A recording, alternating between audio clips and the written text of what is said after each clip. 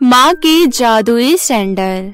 ये कहानी एक भोली भाली लड़की आभा की है, जिसे माँ का प्यार कभी मिल ना सका।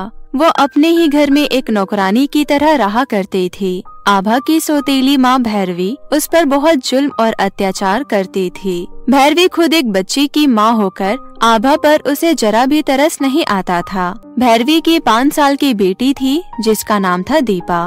वो अपनी बेटी से बहुत प्यार करती थी। वहीं दूसरी ओर बेचारी आभा को दिन रात काम करने के बावजूद अपनी सौतेली माँ भैरवी से डांट फटकार और मार पिटाई के अलावा कुछ नहीं मिलता। आभा करती भी तो क्या, बस अपने माँ बाबा को याद कर रोया करती।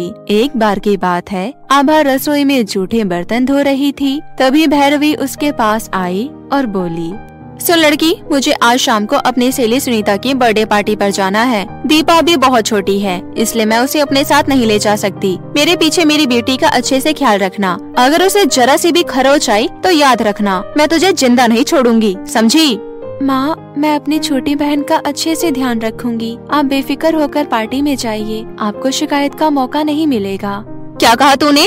तेरी बहन? दीपा बेटी इस घर की मालकिन है, समझी? और तू इस घर की नौकरानी। ये बात अच्छे से अपने दिमाग में डाल ले। और हाँ, दीपा का खाना पीने का ध्यान भी रखना। अब जल्दी से तू सारे काम निपटा ले, मैं अब तैयार हो जाती हूँ। इतना कहकर भैरवी तैयार होने अपने कमरे में चली गई। आभा भी जल्दी जल्दी घर का सारा काम निपटाने लगी। कुछ देर बाद भैरवी तैयार होकर आई और बोली, सुन, मैं पार्टी में जा रही हूँ। अब तू दीपा बिटिया के रूम में बैठ जा, वो भी सो रही है। जब वो नींद से जाग जाए तो उसे खाना खिला देना, समझ गई? यहाँ वहाँ मत चली जाना।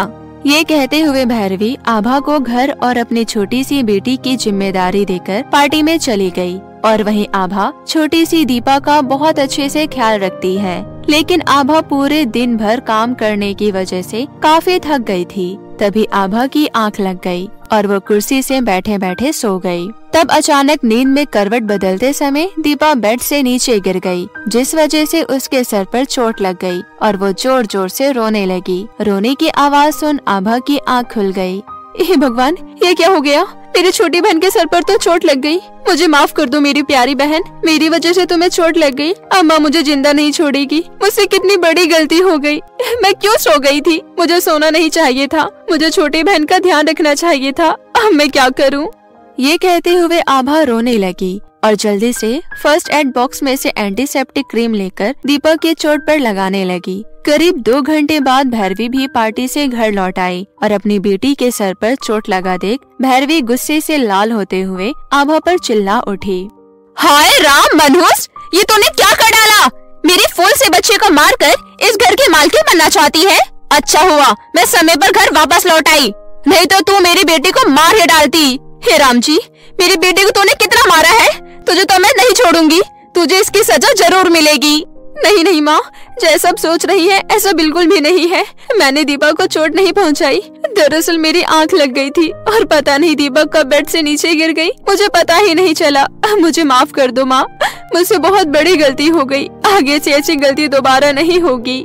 सच्चाई बताने पर भी भैरवी आभा की एक नहीं सुनती और उसकी खूब पिटाई करने लगी। बेचारी आभा की चीख पुकार सुनने वाला वहाँ कोई नहीं था। बंद कमरे भूखे पेट रोती हुई आभा ने पूरी रात गुजारी, लेकिन इतने से भी भैरवी का मन नहीं भरा और अगली सुबह जंगल से सूखी लकड़ियाँ लेने के बहाने भैरवी आभा को अपने साथ जंगल ले गई और बोली, सुन लड़की, मुझे बहुत प्यास लग रही है। पास एक नदी में मैं पानी पी कर आती हूँ। तू तब तक सूखी लकड़ियाँ इकट्ठा कर। पर माँ, मैं भी आपके साथ चलती हूँ। मुझे अकेले यहाँ बहुत डर लग रहा है। जितना बोला है उतना कर, समझी? मैं अभी थोड़ी देर बाद आ जाऊंगी। ये कहते हुए भैरवी पानी पीने के बहाने वहाँ से भागते हुए घर वापस लौट आई। वहीं आभा को जंगल में अकेले बहुत डर लग रहा था। जंगल में तरह तरह की डरावनी आवाजें आ रही थी। आभा डरकर थर थर कांपने लगी। वहीं दूसरी ओर भैरवी घर पहुंचकर बहुत खुश हो रही थी। चलो अच्छा है, बला टली। मेरी बेटी को मारना चाहती थी, अब खुद ही जंगली जानवर का शिकार हो जाएगी।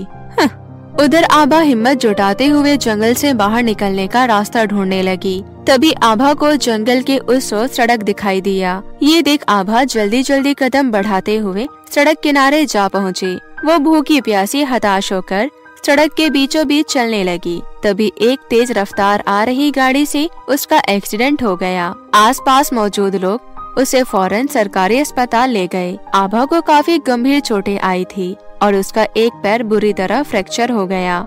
ये देख आभा दुखी होकर रोने लगी। भगवान जी, ये आपने मेरे साथ क्या किया? अब मैं एक ऐसी हालत में कहाँ जाऊँ? ये कहते हुए आभा के आँखों से अश्रु की धारा बहने लगी। फिर अस्पताल से छुट्टी मिल जाने के बाद आभा बैसाखी के सहारे सड़कों पर भटकने लगी। तभी उसे एक बगीचा दिखाई दिया। वो उस बगीचे में जाकर बैठ गई और अपनी माँ को याद कर रोने लगी। माँ, आप देख रही हो ना, सौतीली माँ ने मेरे साथ कितना बुरा बर्ताव किया। मुझसे घर का सारा काम करवाती थी, मुझे कभी स्कूल पढ़ने नहीं भेजा और जब पिताजी जिंदा थे उनके सामने मेरे साथ प्यार का ढोंग किया करती थी। काश आप मेरे साथ होती। अगर आपको जाना ही था तो मुझे भी अपने साथ ले जाती। मुझे इतने जालिम सौतीली माँ का अत्याचार तो नहीं सहना पड़ता। आज उनकी वजह से मुझे बैसाखी के सहारे चलना पड़ रहा है। ऐसा कहकर आभा रोई जा रही थी। तभी वहाँ तेज रोशनी के साथ आभा की स्वर्गवासी माँ की आत्मा प्रकट हुई और बोली, नहीं मेरी बच्ची, रो मत, चुप हो जाओ। देखो मैं आ गई हूँ। मुझे पता है तुम बहुत ही दुखी और परेशान हो। भैरवी ने तुम्हारे ऊपर बहुत अत्याचार किए हैं, पर तुम चिंता मत करो, सब कुछ ठीक हो जाएगा। माँ, तुम आ गई। अब आप मुझे छोड़कर कभी कहीं मत जाना। नहीं मेरी बच्ची, मुझे वापस जाना होगा, पर मैं तुम्हारे आसपास ही रहूंगी। मेरे पास समय बहुत कम है, इसलिए जाने से पहले मैं तुम्हें जादुई सैंडल देकर जा रही हूँ। जादुई सैंडल पहनते ही तुम्हारा पैर बिल्कुल ठीक हो जाएगा और तुम जादुई सैंडल से जो भी मांगोगी वो तुम्हारी हर इच्छा पूरी करेगा।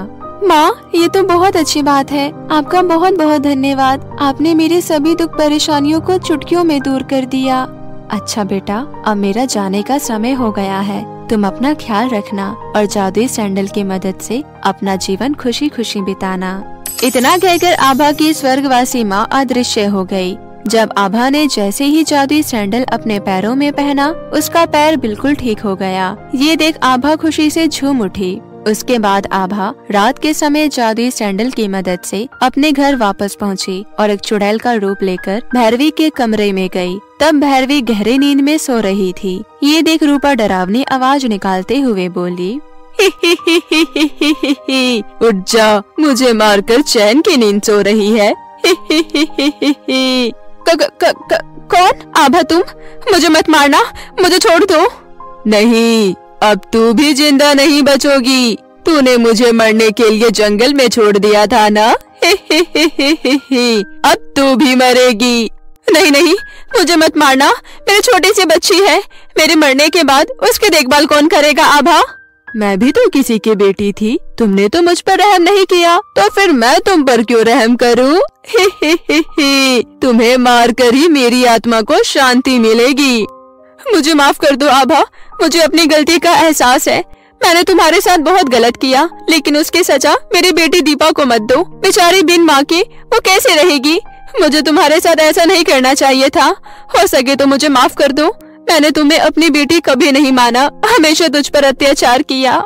ये कहते हुए भैरवी रोते हुए आभा के सामने गिड़गिड़ाने लगी। भैरवी को अपनी गलती का एहसास होता देख आभा अपने असली रूप में वापस आ गई और बोली, माँ, मैं मरी नहीं, मैं जिंदा हूँ और आपको अपने किए पर पछतावा है, इसलिए मैंने आपको माफ किया।